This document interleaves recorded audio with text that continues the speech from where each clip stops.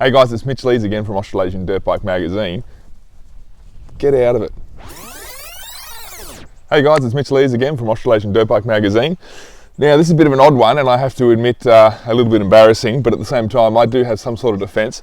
You might remember this thing we had in the magazine probably 3 or 4 months ago.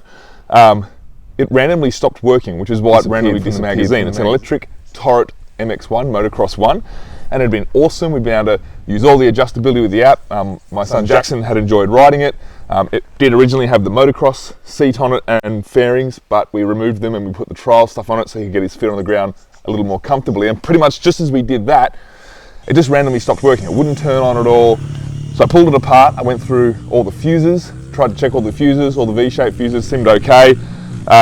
Went over everything else I could think of that's would maybe make a difference with an electric bike, not knowing much about electric bikes, and I couldn't find it. So I took it out to a Torrot dealership and they couldn't find the problem with us on the spot, so we were kind of left scratching our head, and it was such an abrupt end to the bike that we couldn't kind of finish its time with us.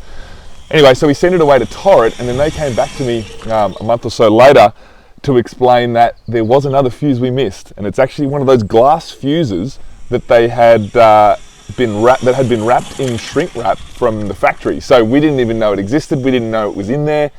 We couldn't check to see if it was broken. So we checked this fuse, and sure enough, yes, the glass fuse was broken. That's all it simply was. It's just a glass fuse in one of the lines back towards the battery.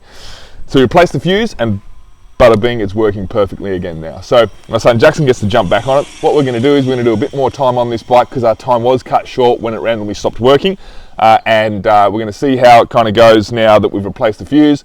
And also since then, Jackson's 3 or 4 months older and a little bit bigger, so we're probably going to put the motocross gear back on this bike because he should be able to get his feet a little more comfortably on the ground now as he's had a bit of a growth spurt. So yeah, that's a bit embarrassing. It's a bit of a monthly fail for me.